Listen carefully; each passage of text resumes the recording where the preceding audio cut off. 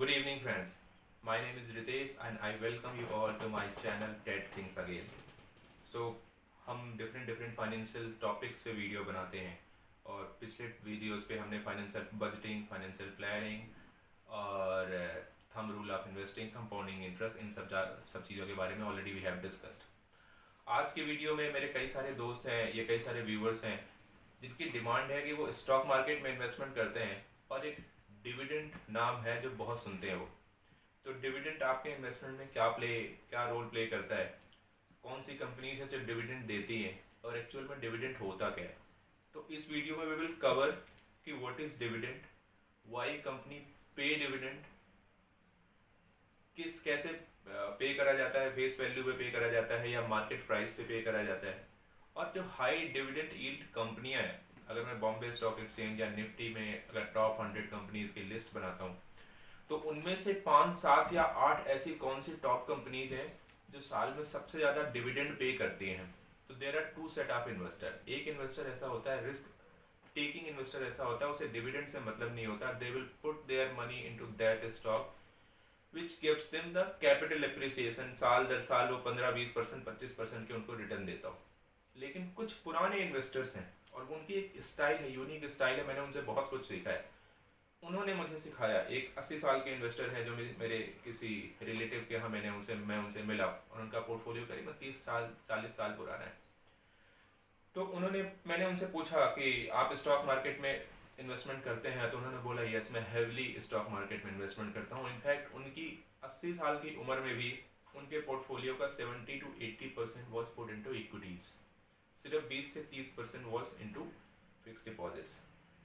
तो मैंने उनसे पूछा कि आप इस उम्र में 70-80% अगर आप इक्विटी में पैसे डालते हो, डोंट यू फियर कि यहाँ पे आपको लॉसेज है। तो उन्होंने कहा कि मेरा पोर्टफोलियो जो है, अपने पोर्टफोलियो में से ज़्यादातर कंपनी उन्होंने पीएसयू कंपनी चुनी हुई थी, ये बहुत पुराने ब्रांड्स है, जैसे कोई टाटा ग्रुप की कोई कंपनी चुनी हुई थी या रिलायंस उनके पोर्टफोलियो में था। और उनके पोर्टफोलियो में 50-60% स्टॉक्स उन्होंने ऐसे चूज करे थे जो कि रेगुलर डिविडेंड देते थे। उनका सोचने का तरीका देखो, he was so wise man. उन्होंने ये सोचा था कि अगर मैं इक्विटी में पैसा डालता हूँ तो मुझे रेगुलर कुछ पैसा भी चाहिए। तो उन्होंने ऐसे स्टॉक्स आइडेंटिफाई करे थे जो साल का करीबन 7, 8 या 9% का डिविडेंड उनको पे करते थे, जिससे उनकी कोई रिकरिंग इनकम ऐसी नहीं थी, तो उस पोर्टफोलियो से उनका खर्चा चलता था। And he was medical expenses के लिए या कि बाकी खर्चों के लिए उनको किसी के ऊपर, अपने बेटों के ऊपर या किसी फैमिली मेम्बर के ऊपर कोई डिपेंडेंसी नहीं थी। तो डिविडेंड एक रेगुलर पे आउट है जो कंपनियां अपने शेयर होल्डर्स को देती हैं। तो टेक्निकल लैंग्वेज में समझते हैं, बेसिक बड़ी आसान सी भाषा में समझाने की कोशिश करूंगा कि एक्चुअली व्हाट इज डिविडेंड। तो डिविडेंड कुछ नहीं है फ्रेंड्स। डिविडेंड क्या है?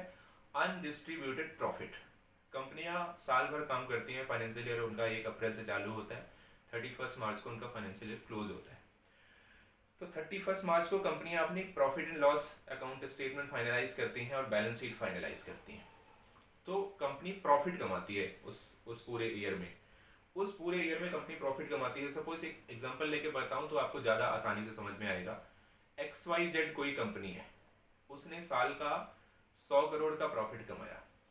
एंड मान लीजिए कि वो रिटेल चैन में है, उनके रिटेल स्टोर हैं इंडिया में कई जगह। तो अब दो चीज़ें हो सकती हैं। वो जो 100 करोड़ का उन्होंने प्रॉफिट कमाया, या तो उनके बिजनेस प्लान्स होंगे कि उन्होंने 3-4 शहर और आइडेंटिफाई करे होंगे, वहाँ पे कोई उनको नए स्टोर लगाने, तो नए स्टोर लगाएंगे तो वो 100 करोड़ रुपये वहाँ पे खर्च करेंगे। अगर उनका ये प्लान है कि मैं बिजनेस में वो पैसा खर्च करूँगा तो वो डिविडेंड पे नहीं करेंगे। लेकिन अगर उनका प्लान इस साल मेरा एक्सपेंशन का प्लान है नहीं, कंपनी सोचती है कि पैन इंडिया उसके 100 स्टोर हैं, वो 100 स्टोर काफ़ी है बिजनेस करने के लिए, मार्केट अभी कोरोना वायरस की वजह से या XYZ ऐसी कोई भी ऐसा इकोनॉमिक कंडीशन है जिसकी वजह से उनको लगता है कि ज़्यादा स्टोर खोलना is not a wise decision to have. तो वो क्या करते हैं, इस 100 करोड़ के डिविडेंड को अपने इन्वेस्टर को प्रमोट करने के लिए, अपने इन्वेस्टर को खुश करने के लिए, उनको रिवार्ड करने के लिए 10%, 20% ये प्रॉफिट में से निकालते हैं और एक प्रपोर्शनेट डिस्ट्रीब्यूशन कर देते हैं। यानी प्रॉफिट का वो हिस्सा जो कंपनीज, लिस्टेड कंपनीज अपने शेयर होल्डर्स को देती हैं, उसको हम डिविडेंड बोलते हैं।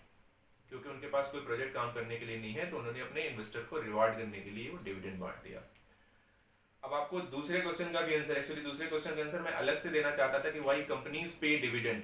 लेकिन मैंने लगभग ये आंसर दे ही दिया कि वो कंपनी जिसके पास कोई फ्यूचर प्रोजेक्ट, उतने ऑप्टिमिस्टिक फ्यूचर प्रोजेक्ट नहीं है और अपना बिजनेस एक्सपेंशन वो उतना नहीं करना चाहते, और उनके पास काफ़ी मात्रा में रिजर्व एंड सरप्लस अवेलेबल है, वो प्रॉफिट्स उन्होंने जो पिछले साल कमाए हैं, इस फाइनेंशियल ईयर में कमाए हैं, वो काफ़ी ज़्यादा है, तो अपने इन्वेस्टर को, अपने शेयर होल्डर्स को रिवार्ड करते हैं। अब ये पे कैसे करा जाता है? हर कंपनी का ना फेस वैल्यू होता है। फेस वैल्यू हम किसी और वीडियो में डिस्कस करेंगे कि व्हाट इज फेस वैल्यू, लेकिन आप समझ लीजिए कि सपोज सेल है company steel authority of India limited, उसका मार्केट भाव अगर 50 रुपये पर शेयर है तो उसका फेस वैल्यू नहीं है, वो उसका मार्केट वैल्यू है। तो फेस वैल्यू क्या होता है? जब कंपनी इनकॉर्पोरेट होती है और जितना उसमें शेयर्स कैपिटल आप डालते हो and we divided by number of share holders, जो वैल्यू आती है हम उसको फेस वैल्यू बोलते हैं। तो ये फेस वैल्यू जनरली कंपनियां अपना, जब कंपनी स्टार्ट करती हैं तो 10 रुपये रखती हैं, कुछ कंपनी आजकल 2 रुपये और 1 रुपये भी रखने लगे हैं। जब वो शेयर को स्प्लिट करती हैं 10 रुपये, 1:5 का अगर उन्होंने स्प्लिट करा कोई एक स्टॉक को, तो जो फेस वैल्यू 10 रुपये होती है वो 2 रुपये हो जाती है। तो suppose steel authority of India का एग्जाम्पल लेते हैं कि सपोज उसका फेस वैल्यू इज 10 रुपीज़, उसका मार्केट प्राइस इज 50 रुपीज़।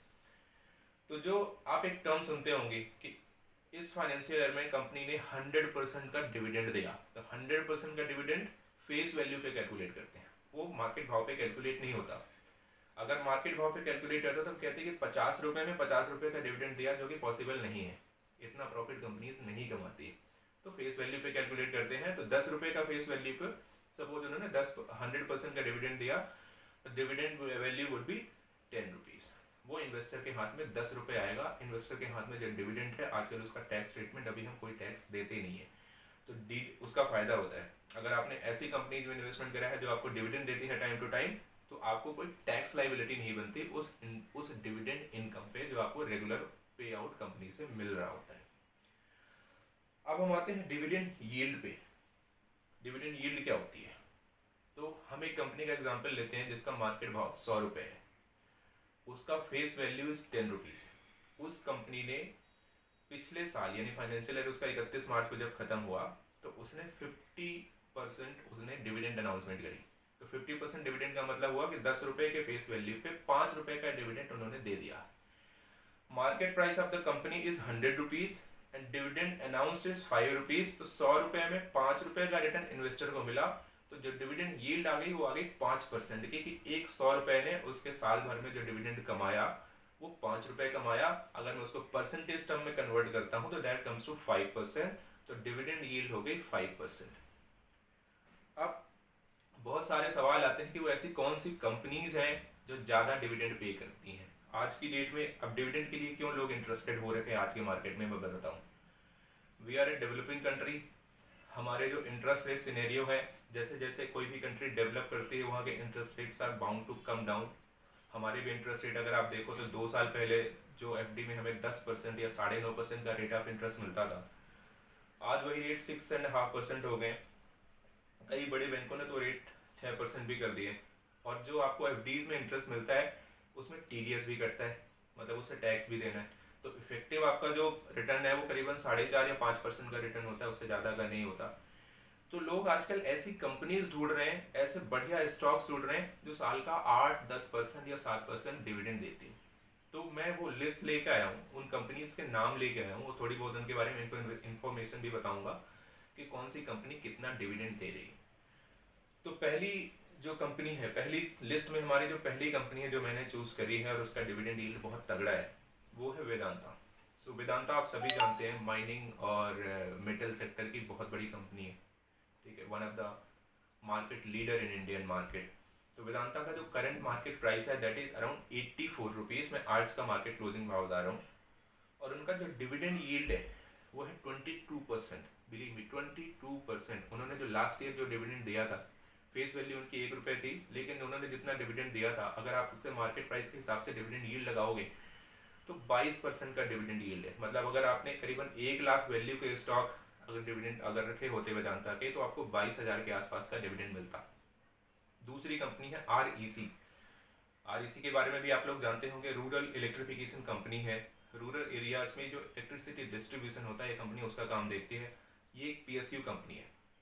इसका मार्केट प्राइस है 95 रुपीज़ और इसका जो डिविडेंड यील्ड है वो है 11.50%। तीसरी कंपनी जो मेरी लिस्ट में आती है that is Hindustan zinc, again a metal manufacturer, again a market leader in zinc industry. उसका मार्केट प्राइस है 173 रुपीज एंड जो डिविडेंड यील्ड है वो है 11.50%। चौथी कंपनी जो मेरी लिस्ट में है that is Bajaj consumer. Bajaj consumer FMCG segment पे आती है। मैंने एफएमसीजी पे 2-3 वीडियोस करे हैं अभी बड़े रिसेंटली इस कोविड लॉकडाउन के अंदर अंदर।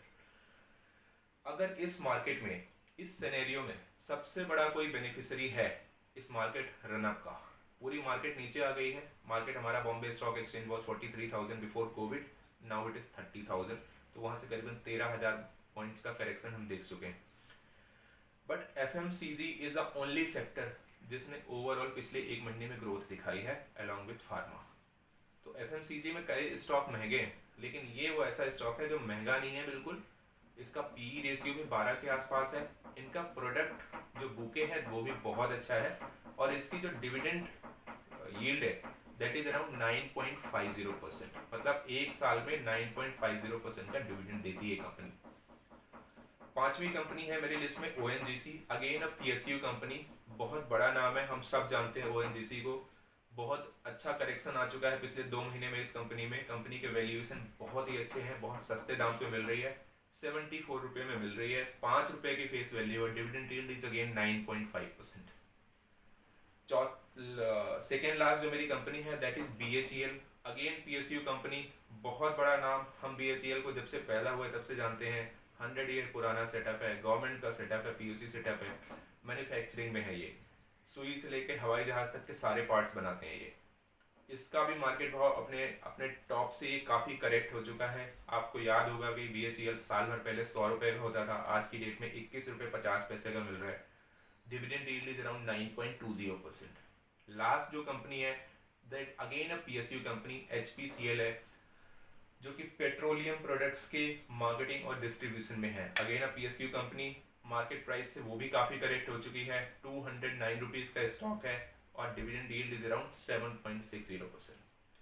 तो ये मैंने वो कंपनीज कवर करी हैं कि जो बड़ी कंपनीज है, हालांकि इससे ज़्यादा डिविडेंड पे करने वाली भी कंपनीज हैं मार्केट में, लेकिन मैंने उनके नाम ले लिए क्योंकि उनका साइज बहुत छोटा है। जो सैंपल चेक होता है वो सही से नहीं होता। There are companies are paying 50% also, लेकिन उन कंपनीज का कोई फ्यूचर प्रोस्पेक्ट है ही नहीं। उनके हाथ में कोई फ्यूचर प्रोजेक्ट नहीं है। जितना प्रॉफिट था उन्होंने शेयर होल्डर के हाथ में बांट दिया, now they are like preparing to wind up the business. लेकिन इन कंपनीज, जिन कंपनीज के मैंने नाम लिए हैं, ये कंपनी बंद होने वाली कंपनीज नहीं है। इन सबके फ्यूचर प्लान्स हैं, सबका बहुत ही बड़ा पोर्टफोलियो है, सबके बहुत ही बड़े business projects all over India चल रहे हैं और ये कंपनीज के प्राइसेस भी बढ़ेंगे और आपको साथ ही साथ ये कंपनीज डिविडेंड भी देती हैं। डिविडेंड वही कंपनी देती है जो कैश रिच होती है, जिसके रिजर्व एंड सरप्लस इकट्ठा हुए होते हैं, मतलब उन्होंने लोन का इंटरेस्ट भी पे करा, उसके बाद भी उनके पास काफ़ी पैसा है कि वो इन्वेस्टर के हाथ में ये डिस्ट्रीब्यूशन करें डिविडेंड का। तो आज का टॉपिक मैं यही खत्म करूंगा। वी ट्राई टू कवर कि व्हाट इज डिविडेंड, डिविडेंड कौन सी कंपनीज हैं जो पे करती हैं, डिविडेंड कंपनीज क्यों पे करती हैं और ऐसी कौन सी कंपनी है जो डिविडेंड एक अच्छी खासे परसेंटेज टर्म्स में अपने इन्वेस्टर को देती हैं। अगले वीडियो में मिलेंगे हम किसी और टॉपिक के साथ। आज के लिए मैं will finish video here only. Keep watching my channel tech things and will meet in the next video. Thank you.